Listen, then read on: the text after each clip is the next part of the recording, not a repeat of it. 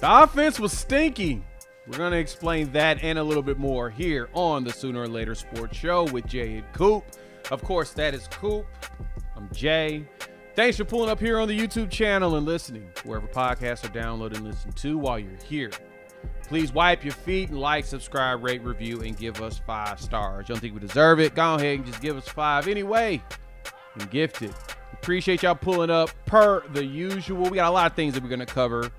We're going to dive into the Cotton Bowl and stuff like what the heck happened in that game. We're also going to talk about, honestly, what happens next.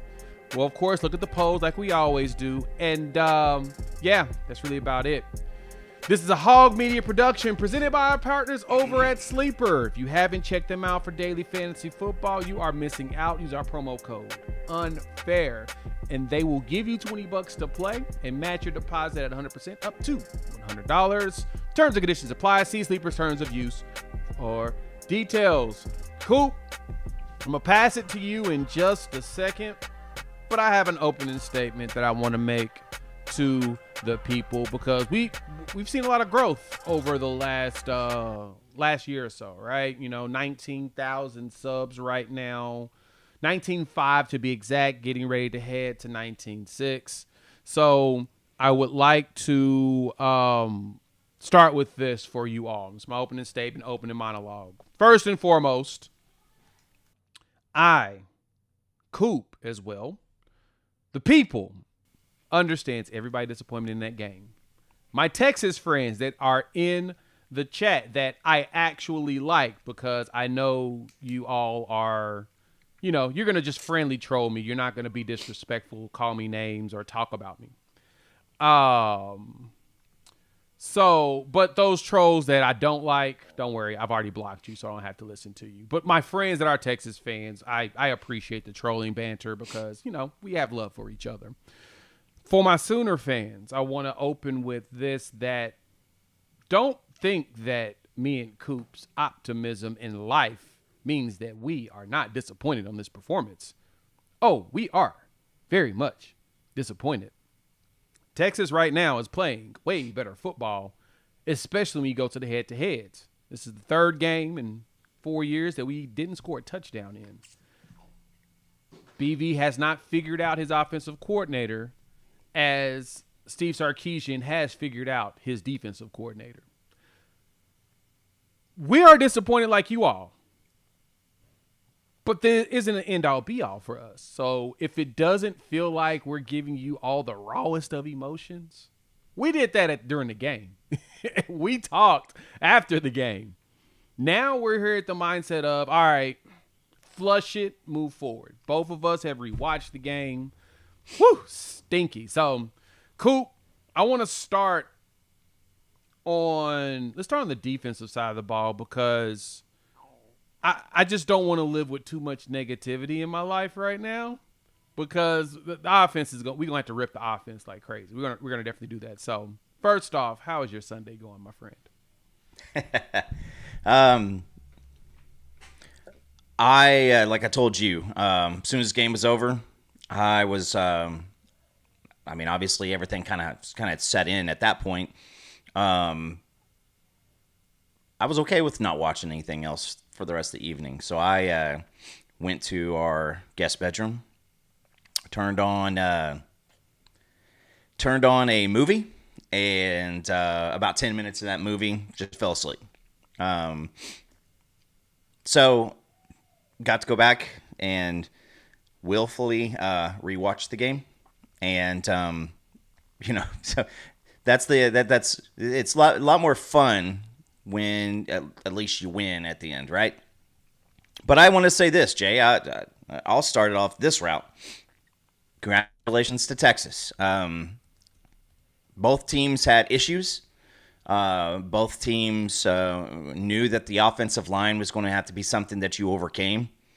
And Texas did a very, very much better job at it than Oklahoma did. They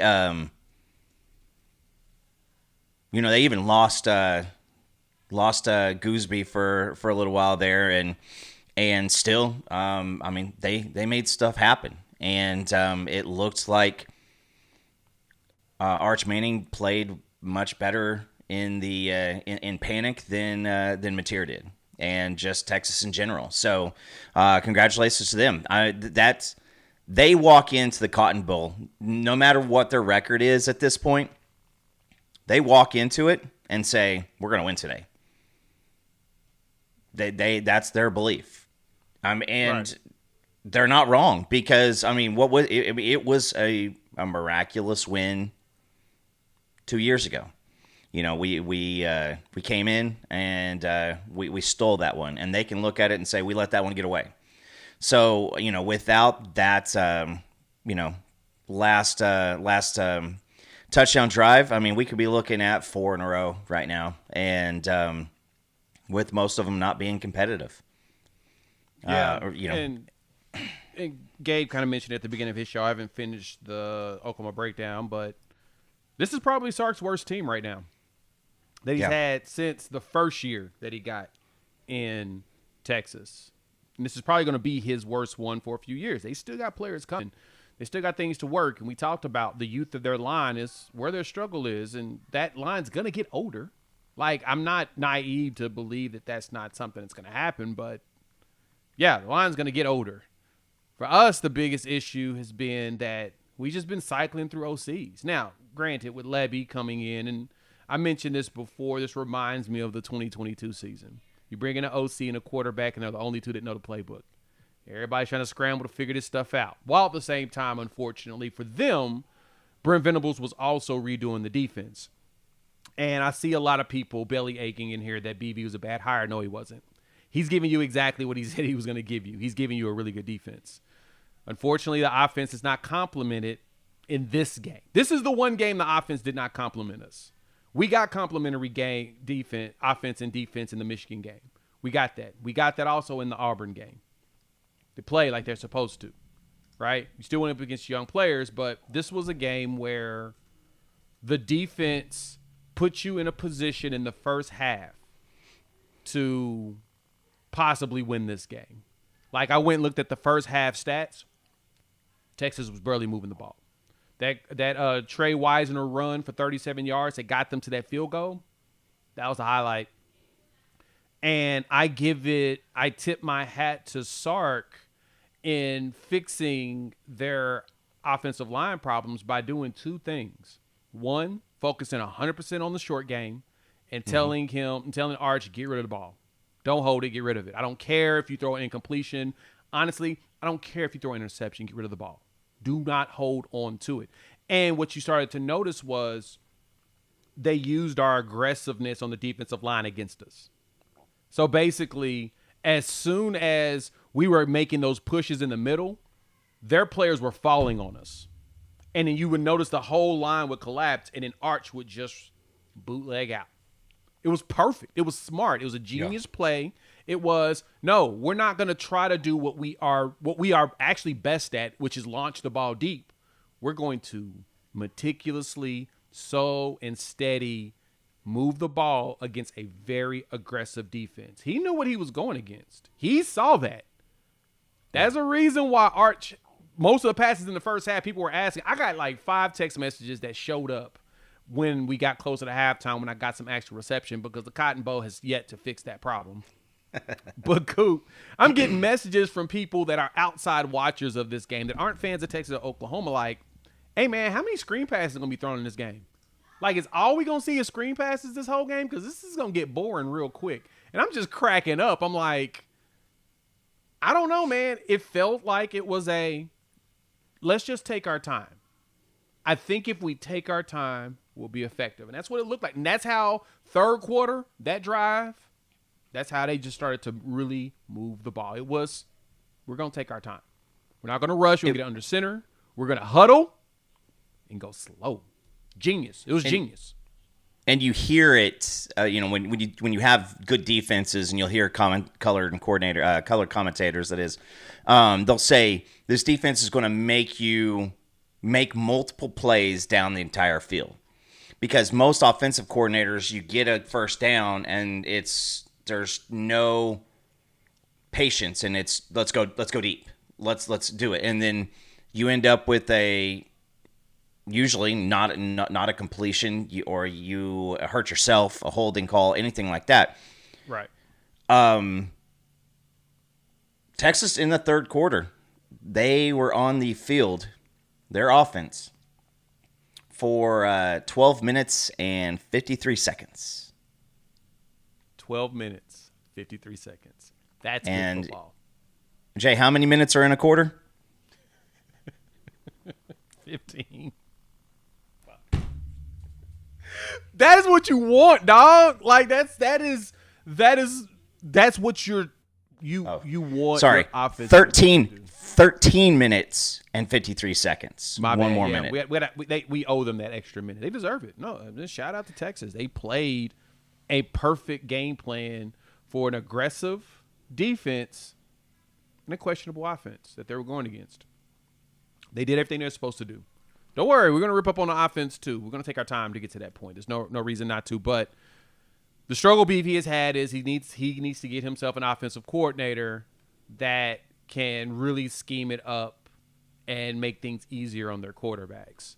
Ben Arbuckle basically went into a battle with PK, Coach Kwiatkowski. I'm just Kwiatkowski. My tongue. I'm annoyed. PK basically taught Ben Arbuckle a lesson in that game. That is exactly what happened. And on the opposite side, it was Sark knew what he was expecting from BV. He's like, all right, I got to find a way to make these overly aggressive dudes, one, and secondly, I need to get out there, once we get out the huddle, immediately hike it. Because you would notice that as BV was calling these plays, sometimes they weren't getting out there soon enough. Why? Because that's how BV does it. He literally does that. That is his setup. That's the way that he does things. It's slow. He waits. Once it gets to the perfect play call, and again, it right. Jay, the defense played well enough to win the game. They did. The offense played so terribly that we have to nitpick the defense, which gave up 16 points. That is the crazy part, dog. Like, yet again. First half time of possession, we had it for 18. They had it for 11. The defense did what they were supposed to do to make this game a W. You go into the half 6-3, you're like, yeah, this is probably going to be a very, very defensive-centric game. I told y'all I took the under on this one. I knew it wasn't going to be a high-scoring game because both defenses are good. Like, Texas still has a really good defense. Their interior may not be the best like they've had. Like, their interior is a downgrade from what they've had years with Sweat and all of them. It is. Texas fans will tell you that. They're not going to lie to you. So that's the place that they need to get better. But their secondary has grown, and it's gotten better. And for them, that's where you see a difference. But back to the offensive side, their offensive line, they had dudes hurt. Like Campbell was limping out there, which DJ Campbell being hurt is not good for them going forward. We lost Derek Simmons. They lost losing DJ Campbell. Hurts.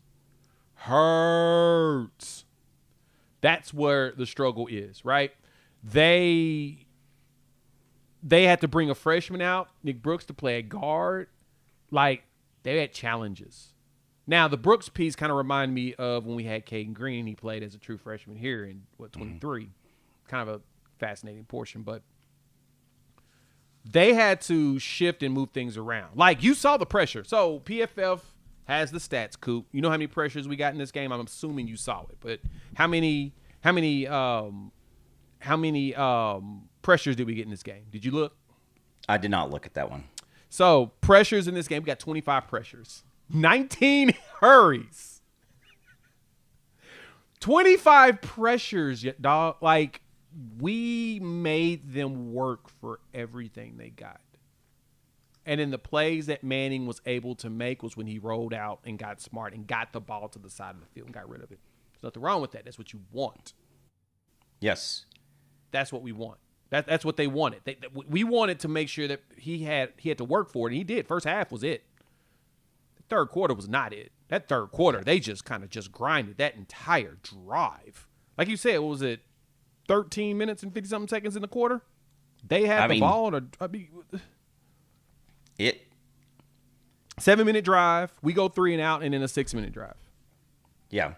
And, first quarter, when I felt a little like, oh, man. Because in the first quarter, we held them to 20 yards of offense. And it did not look like they were going to get out of their own way.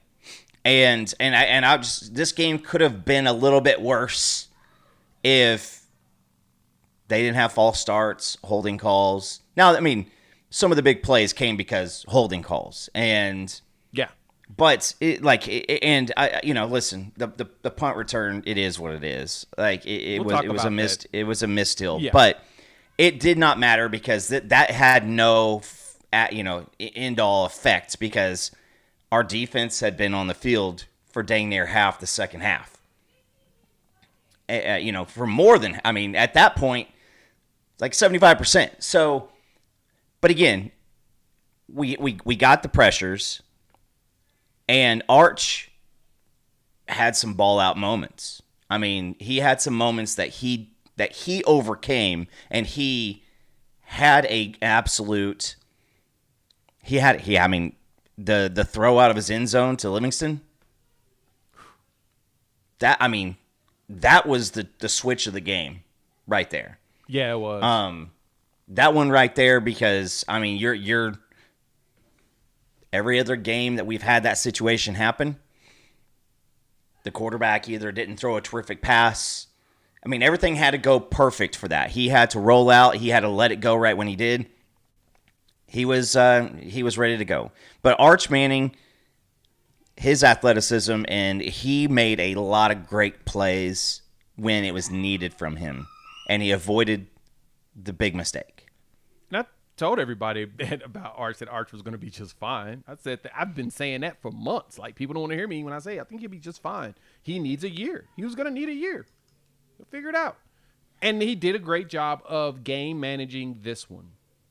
That's what you have to do to survive big, aggressive defenses like that, is to really understand that you need to take your time.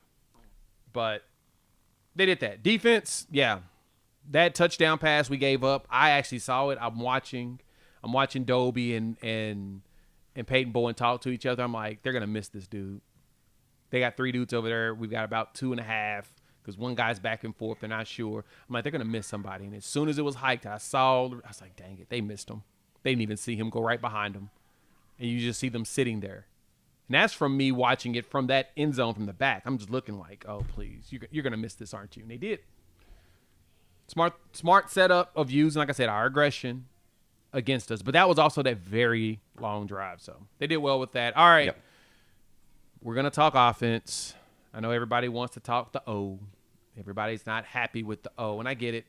We'll complain together. But first, shout out to our partners here over at Sleeper. If you're not checking them out for daily fantasy football, you are definitely missing out. They provide you all some of the best odds out there, and one of the best things they're giving right now is $20 for just signing up. So let me go ahead and pick a couple of pieces real quick. Let's look. I'm going to go ahead and take Caleb Williams. We'll take him as the promo. He's a free pick. We'll take him more on his stats.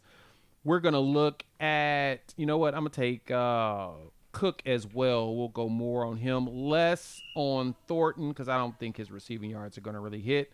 But all you got to do is pick 2 or more players, pick more or less on their stats, and boom, you are in the game. And so let's see if you can beat me. And I'll take Rome Odunze as a touchdown because I think Caleb will actually throw that. So check them out. Use our promo code UNFAIR. They're going to hook you up. 100% match on your first deposit up to $100. Plus, it's going to give you $20 just for signing up. Terms and conditions apply. See Sleeper's terms of use for details. Thank y'all for pulling up per the usual. Hit the like button. If you're new to the channel, subscribe, rate, review, give us 5 stars. Shout out to my mods. They're working. If you're being disrespectful, they're probably going to delete your message. So watch yourself. I'm just going to tell you that now. We're all on edge, and I totally get it. We are all on edge. And that's nothing wrong with being on edge and being disappointed. But once again, my mods will not tolerate disrespectfulness outside of like just us individually being at us. Just be chill. We get it. You're upset. Cool. Deep offense. Jesus Christ. Again, Lord, have mercy. Pray for all of us. We need this because my goodness. What? Go ahead, Coop. I will say this. We know what the issues are. And we know what this offensive line, they're just not getting it. But I will say it's been the same story for 6 games, Jay. It's not a different story. The thing that really made today, or I guess yesterday, bad was the fact that it looks like John Mateer had not played football in 3 weeks. And BV gave us he's done no good on good. And I will shout out the Scoop guys, George and Eddie. I feel like at the end of the day, just focus on the damn team, coach your football team, and let's quit with stupid theatrics. Let's quit with everything. Let's quit with, the Mateer stuff. There's always been the stuff about Jade Knott. There's always been some cute crap. And we just got to, there's no game plan. There's no identity. This year on offense, it has been, okay, John Mateer go out there and do John Mateer things, and he has been able to do them. I don't know what the hell was going on at the end of the first half. That was some of the most ignorant, absent of football IQ, play calling. Everything about it was just ridiculous. But John Mateer, dude goes out and throws the ball 40 times? 17 days after surgery? 20 for 38. But that's your go. I feel like Arbuckle was scared to run the ball at times. Listen, Trey Wisner has the 37-yard. Or Mason Thomas lets him go. He takes off. He goes. Outside of that 37-yard, you hold him to 2 yards a carry. But you still got to count it, right? You still count the river card when you're playing Hold'em. You got 7 cards you get to use. If you quit running the ball altogether, you have no chance at keeping people off your quarterback. You've got no chance at breaking one of those bigger ones. And I feel like that was one of the things that was just really, really confusing. X-Rob been hurt all season. So listen, there needs to be a coming to Jesus meeting, and it needs to be not from the players. It needs to be from the coaching staff and be like, hey, listen, because, Jay, we're on the clock to go out to South Carolina, who just fired their offensive line coach. And listen, if you got Oklahoma coming in, this is a great opportunity for a big morale boost for your team because they're still ranked. Yeah. No, it is. But on offense, it is whatever's going on. Listen, if there's if anybody outside of pretty much Arbuckle at this point, offensive coach, if there was a notification that pops up in the middle of our show that Emma Jones, DeMarco, Bill Bedenbaugh, Joe John Finley, if any of those guys got canned tonight, I'd be okay with it. There's not one of them that I would not be okay, that I would be like, that doesn't make sense. Because Arbuckle took over this, whatever's going on with this offensive line. You can't keep 8 dudes healthy. With wide receivers, I keep seeing really, really piss poor execution of routes, how you're running routes, where they're doing stuff, not sitting down. It's bad. And everybody wants to blow up Jade Knott for the end around, or it looked like he didn't block. That was on Burks. 100% on Burks. I don't know. Felt like he should have just at least went out there and put contact on. Yeah, I mean, Anthony Hill. I mean, it's Anthony Hill. You know he's gonna make a play. You know who number 0 is on defense. Yeah, that's like ignoring David Stone. It is. But I will just say this: is there's nobody out there that looks. I mean, there's no coach out there that I feel like is really just crushing it. No, and it's hard. I don't think you're wrong there at all. Like, to me, it's like every OC we've brought in hasn't brought in their own staff, right? We've got people that kind of held over. And I know that Arbuckle really likes Bill Beatonbow, so I don't expect Beatonbow to go anywhere. We also haven't done a really good job of making sure Beatonbow has all the resources that he needs, as we've talked about before. People complain about the recruiting all the time. We ain't got Michael Fasusi. Fasusi only comes here because of Bill Beatonbow, and Fasusi actually had a solid game. Like, you're not getting him without Beatonbow. You're not getting Fogier without Beatonbow. You're not getting Tyler Guyton without Beatonbow, right? Like, the list is, the problem is we need to get better on the interior right now. That's where we need to improve. Ozaida's improving. He still needs to get better because, all players got to get better. They all need to step up. We need to get some mean dudes out there that actually can do both pass and run blocking. That's what we don't have right now. We have dudes that are mean enough to do both. But the running backs also need to hit the hole that's right there in front of them. Like, Torrey Blaylock and I'm not killing. I'm not. Go ahead. I'm not calling for anybody to be fired. I'm just saying you wouldn't be surprised. I wouldn't be surprised. Now, it's Bill Beatonbow didn't have the NIL, and then now he does. He's starting to see some of these guys come in here, but it just starts to feel like whatever's going on with the guy. Is it bad luck with the injuries? I mean, because Jake Taylor and Jake Sexton pretty much. It's like a trial, like when you do a trial period. Like you're 7 weeks up, your 7 days is up, and you don't have access to them anymore. So, and to me, let's see if X Rob is healthy. It looks like he hurt his shoulder. Torrey Blaylock did solid in his pass blocking. Just keep him in the game at all times. He needs to do a better job with his vision and hitting those holes. There was a couple of spots where he did the hesitation and ran. He may have got like 5 yards, but he could have got like 25 if he would have just burst it up. There were spots. And I think that's what it is. And that's where everybody in their DeMarco Murray mindset is of we need to do better with the coaching there. And, I mean, I agree with you. I don't disagree with anybody on that. We also need to scheme it up a little bit better. Arbuckle, like I said, got taken to the woodshed by PK. Kwiatkowski knew exactly what he was expecting from this dude, and he was like, all right, I'm gonna make sure that he is forced to go underneath at all times. He will not beat me deep, but I will have my linebackers hover well enough and stunt well enough to where he feels pressure when it's not really there. So remember, I noticed one thing about Mateer. During the game, he kept putting his hand behind his back like this. I went and watched the game again, and I just saw nothing. As the game continued, those white pants got a red spot on them that got redder and redder and redder as the game progressed. Dude was bleeding from his thumb. Now, he'll tell you he didn't feel no pain. He was good. He was playing, but I think that ball started to get slippery in the second half. I think that blood was starting to run and get into the way of what he was trying to do. And you could tell. And kind of as it was mentioned in the comment section, and I said this on my morning after video, you should have just went in and played Hawkins in the second half.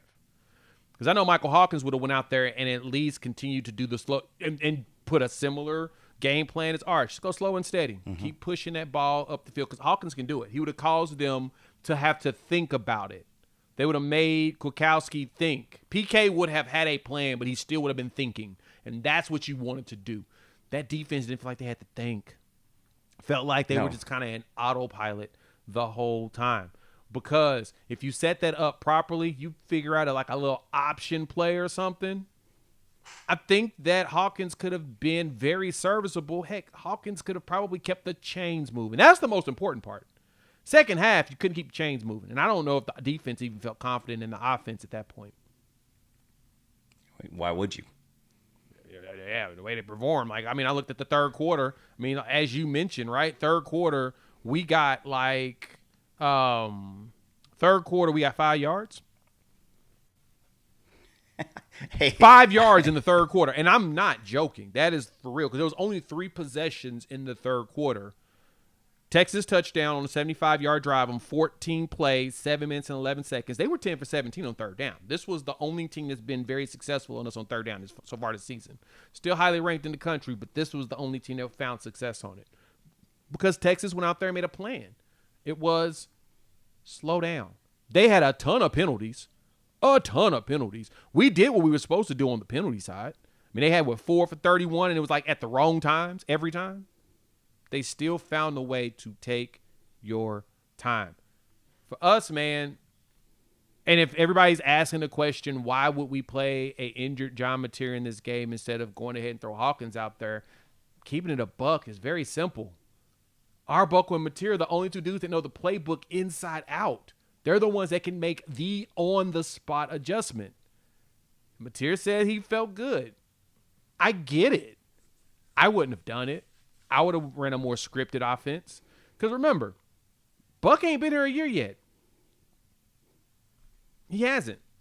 Same thing with Lebby. When Lebby had Dylan our first year, there was a lot of figuring stuff out. Plus, BV was figuring out the defense. But 23, you saw a different animal. Because everybody had that offense in their system. Right? You only had a couple of new people to teach. A couple. Like the new receivers you brought in the portal, but you had dudes that you held over from the year from 22 that was understanding the offense, understanding the placement, where they need to be, and also understanding Dylan Gabriel's arm. A lot of these dudes don't know Mateer's arms. But outside of that, though, Coop, this is the thing that bothered me the most about how this offense played. And y'all are all on the run game, and I totally agree with y'all on that. Dog, people were wide open. There was a bunch. There were wide open receivers streaking. The interception, the first interception that Mateer threw, and this is why I lost my mind. I'm watching it from the end zone at the game, and I'm like, dude, Satania's wide open. It looked like he panicked and threw it into triple coverage. I go back and rewatch it at 2:30 this morning because I couldn't sleep. I'm looking at this, and I'm like, and they said in the broadcast, Satania right here, wide open. And I'm just like, son of a, come on, man. He was right there. And that's the thing that got me, is that he was right. Satania was open. There was a few times. Shout out to him. If I'm going to give some good love in this game, in this one, Burks had one of his better games. You start to see him really moving around. Satania's butt was finding ways to get wide open a lot. Like a lot in this game. Weren't hitting him. And even Mateer said it. My eyes was in the wrong spots. He was more concerned about not making mistakes, that he made a bunch of them. So, I gotta wait another year to play against him. The questions in the comment section. I promise you, I think Mateer's coming back next year. No reason for him to leave now, unless he goes for like $350 a game for the rest of the year. Dude will be back. No, and when it all breaks down, is Texas found a way in the second half. And John Mateer, dude didn't play in the third quarter. You had literally 3 plays. Those 3 plays didn't go well, but going into that, BV always talks about you got to win those final 4, and that, the final 4 going in, final 4 coming out, first 4 of the game, last 4 of the game, right? So you basically could go up 9-3 with whatever momentum that there was to be had. You don't do it right. I don't know what happened. Then you got then you come in, you go through the first drive for Texas. You go 3 and out. We go 3 and out quite often on our first second half possession. Like it's a common theme. I'd like to see. I bet we do it more often than not. And then John Mateer doesn't get back in, so he had plenty of rest. Yep, he had plenty of rest. He literally played for 3 snaps in a 25-minute period. Dog, and Three. I mean, he throws the interception. He throws the interception at the end of the first half. Hey, and man. Then Stop. We're going to talk about that right now. Hey, man. Look. I understand the sentiment of Burks is just out there. I'm going to chunk it. My boy, Deion Burks is 5'9". We don't Very do that much with a 5'9" wide receiver. You hit him streaking. He was open too initially, but it was the hesitation. It was the hesitation that kicked our butt in that play. The time management piece. We talk about BV and his struggles with that. I think this was on Arbuckle. They probably should have called a timeout as soon as they made that substitution and Texas took their time. Should have immediately hit the boom. Gives you about 35 seconds. You could have got it to about 30. You realize what was happening. Called a timeout. You knew it was going to go down. Use that timeout there instead of at 10. You could have got a play off. You could have probably got that quick play off to Burks. Get the first down. The time's going to stop. You run up there. You spike it. Get your field goal. Walk out the door. Or you hit for the end zone. You don't make it, and you kick the field goal. Let Sandell show you what that left leg looked like. You didn't do that. That pass was ridiculous. You threw it right to Manny Muhammad, giving him 2 picks in this game. Straight to him. That was the problem. Like, the third interception was a tip pass that, off hands, off multiple hands. Yeah. That one, egregious. Egregious, Coop. Why would you even flick it to the right? You at least had 2 dudes over there playing, somebody play jump ball. No. If you do that to me, if you're going to just throw it out there to somebody, Giovanni Gibson needs to be that dude out there doing that. In which, luckily, he should be back next year as well. And here's the thing. When it's all said and done,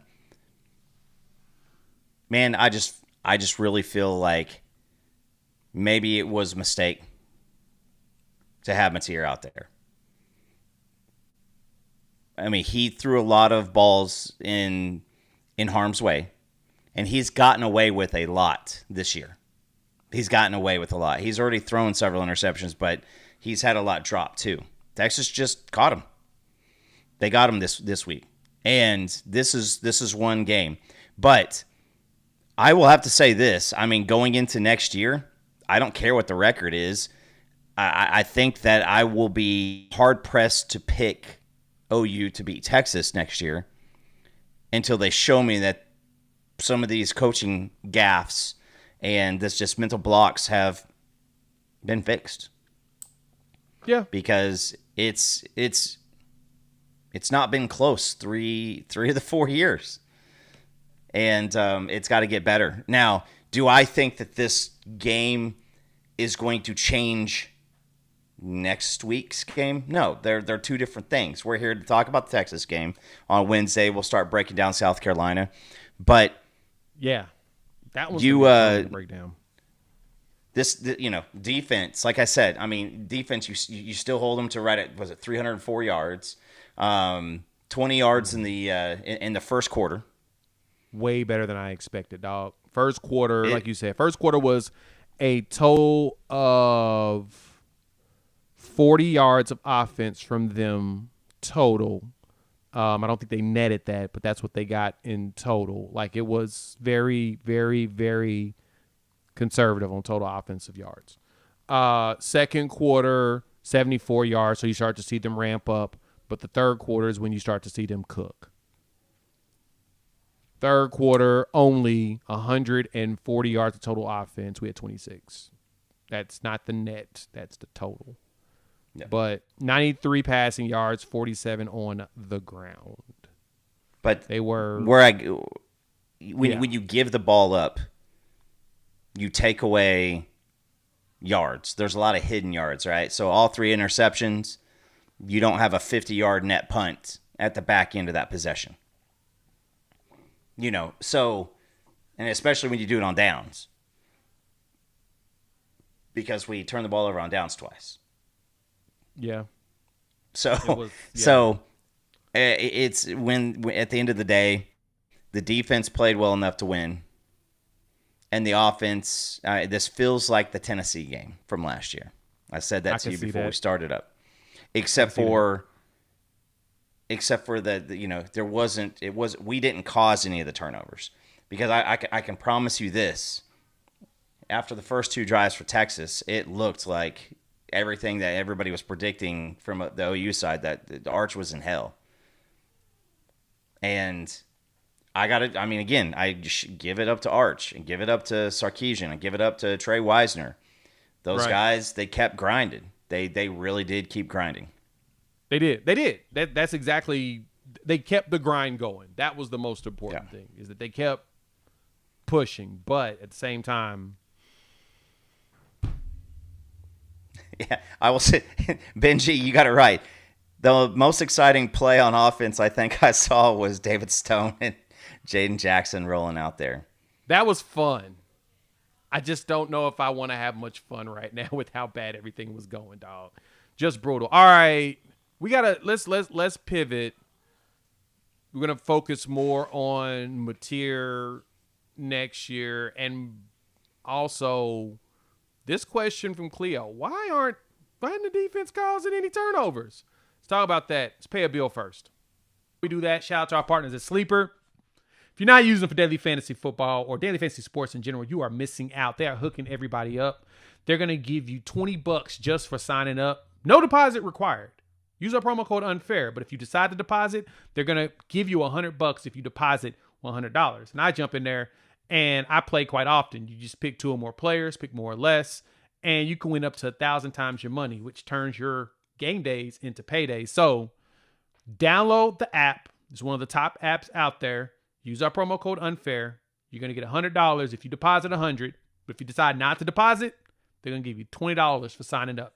New users only. Terms and conditions apply. See Sleeper's terms of use for details. Thank y'all for pulling up per the usual. Hit that like button if you are new to the channel. Subscribe. Rate, review, give us 5 stars. We appreciate every single one of y'all. We appreciate the friendly banter from our Texas fans in here that we do love. They don't say mean things about people's moms or kids. They just like to pick at us and say that OU sucks, which that doesn't hurt my feelings. I'm cool with that because what are rivalries if you don't have fun banter? But I digress. Cool. Hey, man, why can't this defense cause turnover, man? WTF. Hey, I will say this. I'm putting you on the spot. You need to give me the answer. You guys, hey, guys just told, when it's running plays, Trey Wisner got damn near ran through a wall when David Stone was, in the air, drills him on the side. Wisner holds onto the ball. I haven't seen a lot of, there's been drop balls, a lot, but nobody's putting the ball in conflict. It's just not happening. And I don't know how many of what did Arch throw? 27 passes. 27 throws, right? Average 6 yards per throw. I think he had 3 passes that went more than 10 yards downfield.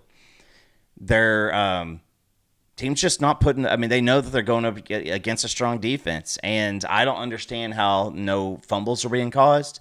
Because we've had crappy defenses and been able to, and had more turnovers than this.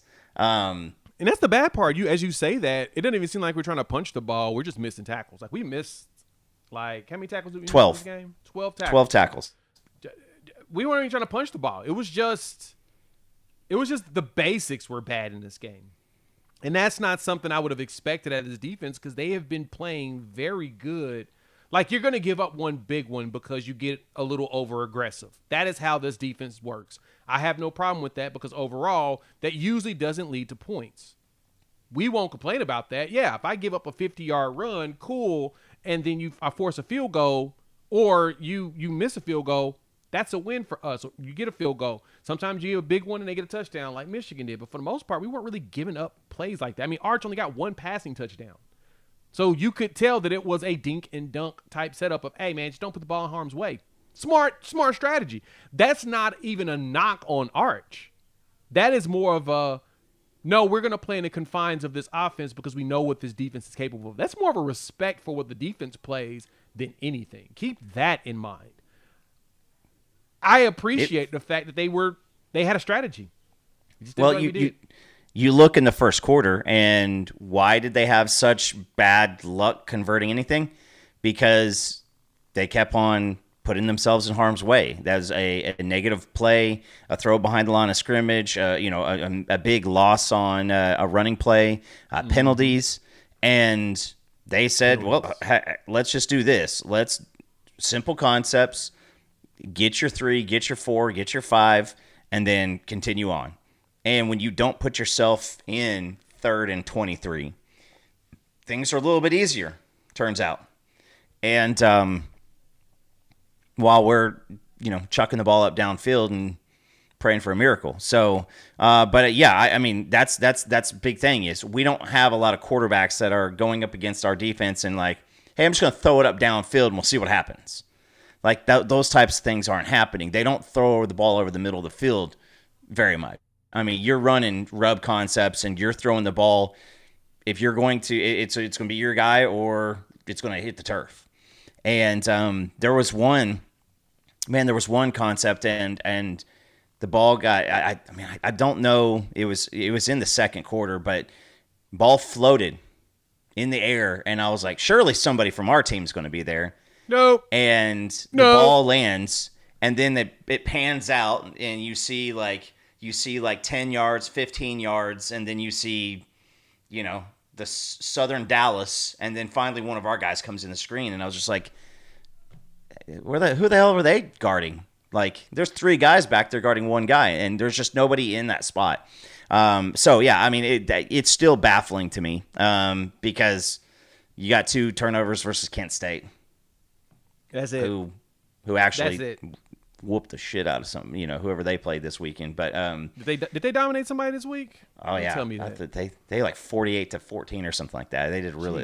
Jeez, they played somebody else that was terrible, but they were the less terrible. That's very fascinating, actually. I don't know. I don't know why the turnovers just continue to not be there. Because I mean, it's not like this defense doesn't knock the crap out of people on a daily basis.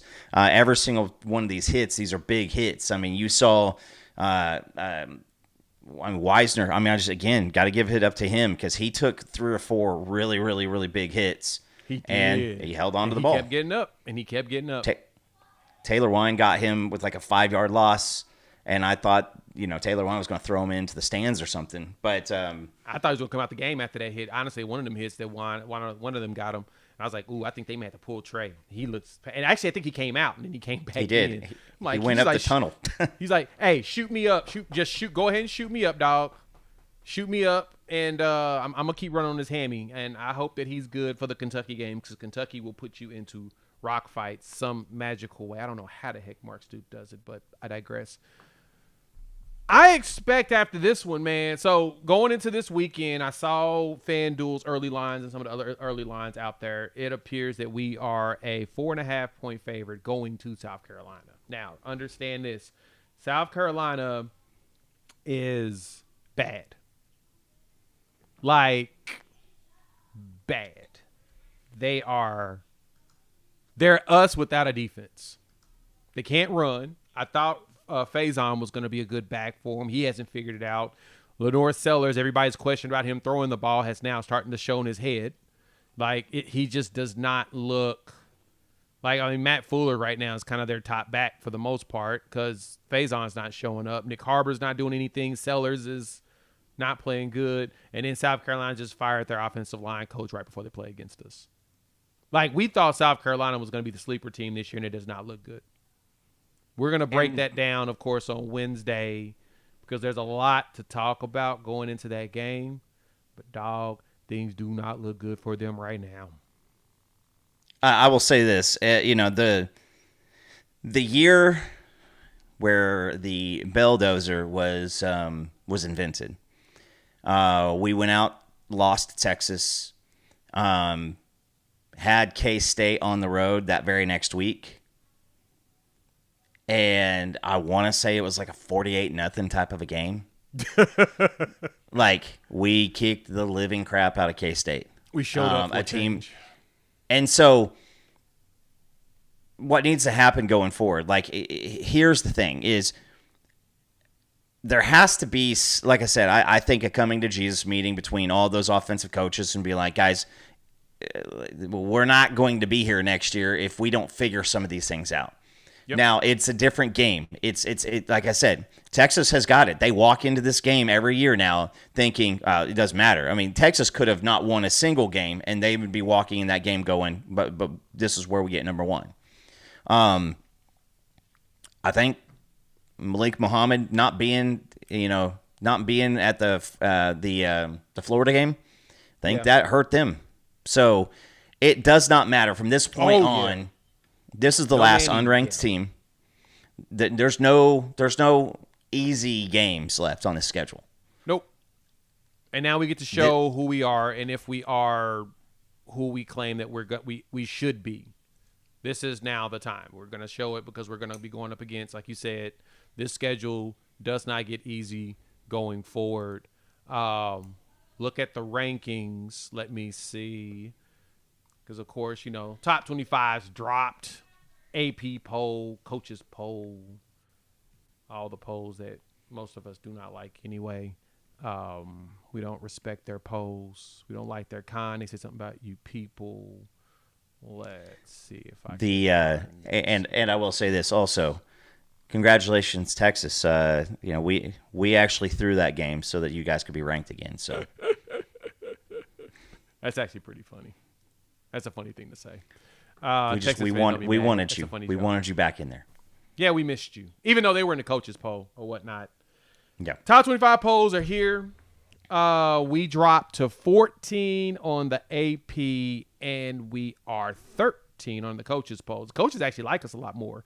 Texas moved up to 17. I think they were in the 20s in the coaches poll, and now they're number 21 in the AP. In which, truth be told, I don't know why the AP actually dropped them so fast. Good thing they did drop Penn State because, Penn State deserved to be completely dropped out of there. But it's kind of fascinating. It could be worse. Could be worse, Sooner fans. Yeah, goodness. They fired their coach. Hey, so let me ask y'all this. So we see the polls, polls, whatever. Just keep winning, baby. I say the same thing every single time. I just keep winning, man. That's all you got to do. And, Michigan losing to USC got them knocked off. But let me ask this question, though, Coop. Do we dodge a bullet with Jim Knowles not coming here?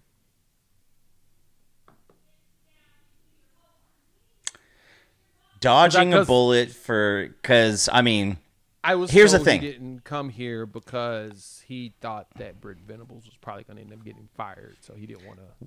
Which is funny. Another job. Which is ironic. Yes, and I'll say my piece on Jim Knowles here in a second, but Oklahoma wasn't in with the coaches poll at the beginning of the season, or was it the AP? It was one of the. We weren't even ranked. A coaches poll. Coaches poll. We weren't. Okay, coaches poll. Not even ranked. AP did. You go through. You win the games that you had in front of you. This situation happens. We're still in the middle, right? And I've said it on top of every single thing. I've been excited. This defense is still very good. This defense can't be on the field 75% of the time and shut people down. Like this isn't the NFL. This ain't the 2000 Baltimore Ravens. Like they're still kids. Mm-hmm. But Jay, Penn State had a Heisman candidate and was a lot of folks' teams with the caveat of could James Franklin win the big game? Yep. They gone. And I also say this about Knowles. I was not too frustrated by Knowles not coming here. And here's why I say this is Knowles has had two really good defenses. Both times he had the really good defenses, he had a bunch of 4th and 5th year seniors and juniors at Oklahoma State. And then he had a bunch of that same situation last year at Ohio State. A lot of older players. And he was there for an additional year. It takes about 2 years to get a DC's defense really in position because you got to get your guys, you got to get them up to speed, to the calls, to making adjustments. And that was the thing my complaint about BV in this game was we've got to do a better job of having 2 or 3 plays ready and have them just get in position because that's what Texas did. They huddled up and said, we're not going to let you see what we're doing. And you're not going to be able to quickly get your play in. It was as soon as they hiked it, we're still what the call is. We need to get those calls, just get a few options and let Kobe and Kip let the mic do their job. You guys make your adjustments, communicate with your teammates, and go from there. But yeah, it takes time for that. And so now, I mean, Knowles may have a chance to get the head coaching job there, though, if we're being honest. But it's funny. This is why I said the defense is still good. Texas averages 399 yards per game, and we held them 99 yards less than what they normally go for. Well, about 90 yards less. That's a good thing. And we suck on offense. And they kept us at about the exact same spot. Again, defense did not lose that game this week. You go out and you can, make one of those field goals into a touchdown, not have the field goal at the end of the half, and then do anything on the fourth. But BV, this game last year is where we saw it, and Sarkisian had it. We saw it last year. There were so many play calls where they were staring over at the sideline, and that's when it became a big talking point last year. So, but BV is going to do what BV is going to do. It is what it is. So, yeah, you gotta. Hey, but going back to Penn State, it's not even that Penn State lost back-to-back games. Penn State lost to UCLA and then Northwestern. I mean, that's yeah. The game's a game, man. So it could be worse. There's always somebody else having a worse day. But yeah, I mean, this is going to be a big week. Going to need to get back on, finding some kind of offensive identity. Do I think Mateer is probably going to play better this week? Yeah, I do. It looked like he was rusty. It looked like he was not operating off of instinct. He was being impulsive. He was being reactive, and he's going to have to go out there and put together a good week of practice. And I did hear that Simmons, I think it's just the ankle. It looked like it might have been a knee when he got rolled up on. But it's guys. You guys like Keontez Lewis and John Mateer, after what happened the past couple weeks, Keontez shows up there, plays, starts. So that's a big difference I see in this year's team versus last year's. Somebody got hurt, and you're like, God, will we ever see them again? And I think that a good week of practice with Giovanni Gibson needs to be had. I think he's about there. I mean, that pass play was very interesting, but it looked like he was getting himself going. Well, I want to see somebody throw him the ball. Yeah. And again, if he didn't get any run time with Mateer during practice, that's it. So yeah, that's what we need. We just need a good practice, and we'll be good. We should be able to get him going. I would like to see more Giovanni Gibson moving forward. I want to see more Zion Kearney as well. The defense overall, though, like I said, they play solid, except that third quarter was awful. Awful. But the wide receivers played good. They caught. They made their blocks. They kind of did what they were supposed to. The biggest question was, is somebody going to throw them the ball? And, well, there's that. But then, Kanak had a drop on the first play of the game. Ott had a drop. I think there was one other one, and that didn't help things out either. But yeah, I mean, you gotta have a little bit more this week. And like I said, I'm just hoping that if I think that with the bleeding of Mateer, I don't think that that's going to be an issue next week. Or this week, that is. Again, I think at this point, I mean, his hand was cut open 2 weeks ago, and the stitches popped, and he was bleeding. Very gross. Very gross, very disgusting. Did not expect to hear that. When I heard that, I was like, ew. That's not what I was expecting to hear. Do you expect to see Jade Knott anymore going forward? No. I think he's done. That experiment is over. Yeah. That experiment is 100% done. Like, there's no value in even trying to do that again. Like, for what? Right? Like, what's the value of it? It's just if you get, I guess I still don't know what's Tatum, what's his availability look like, because he was going through walkthroughs against Kent State and against Auburn, and we still haven't seen him. You saw X was out there, which again just kind of blows my mind. X not played all season long and getting meaningful snaps in the first quarter. Again, I don't. And Jimmy, it ain't Nagy's fault.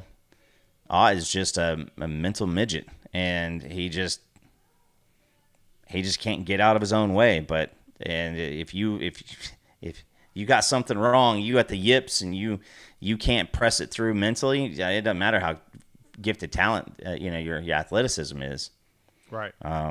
You see it in any sport. You get a shooter who can't get out of his own head, he ain't going to hit three-pointers anymore. You see a pitcher who can't hit the strike zone, he's moving out to right field. Yeah, sucky part for the odd hole situation. He's a senior. I think he's got his 5 games in. I was hoping he's going to be something. But, yeah. Maybe you can go out there, Jay. You can give us some snaps, right? Yeah, I'm good on that. But he needs to get himself ready for the league. That's basically what we have to do now. He's going to have to. Ott's not getting drafted. I didn't say he was getting drafted. I was saying he's going to have to go play. He can get signed by somebody. He's going to have to show that he's got the work for it. He couldn't show it on the field. He's got a lot, and the SEC would have been the best place to show it. Yeah, didn't work out. Just didn't work out. Friend. Sucks, but it's no different than your NFL team signing somebody and it just didn't work out. That's the game. The game is the game. So, all right. I just want to see more Torrey Blaylock. He did good in pass block. Just give him the ball a lot. Hopefully, Tatum and X-Rob gets over their dings and they can play soon. But any final thoughts? Let's get out of here. No, that's it. It was bad. Yeah, we just got to get it going because let's see here. None of the running backs were on the injury listing, and from what I'm understanding from one of the folks is I don't think that if you're listed as a scout team that you have to, and you're hurt, they don't have to put you on the injury deal. So unless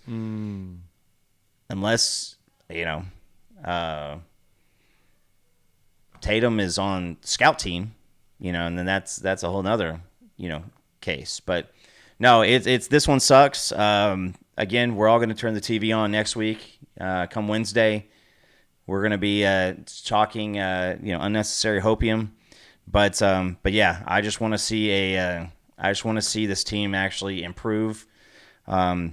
Texas balled out. They showed up. They played to the best of their ability on both sides of the ball. And we didn't match it. For me, we flush it. We move on.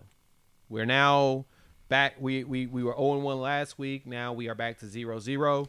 We got to figure out a way to win this week. And I have faith that this team can do it. So I, like others, am not stressed. I think we'll be just fine in the long term. Arbuckle, get creative, my boy. Get creative. And that's funny. Jonathan, it's a good point. I've been saying we won't be fixed soon, but Texas seemed to figure theirs out this week. So, yeah, it's all about playing to get your strengths, playing against the teams the proper way, and let's see what happens against South Carolina. So thank y'all for pulling up. Hit the like button. If you're new to the channel, subscribe, rate, review, give us 5 stars. Shout out to our partners over there at Sleeper. If you aren't checking them out, use our promo code UNFAIR. They're going to give you $20 just for signing up, and they'll match your first deposit up to $100 at 100%. Terms and conditions apply. See Sleeper terms used for details. And me and Coop will see each and every one of you Wednesday as we prepare for South Carolina. Let's do it. Peace.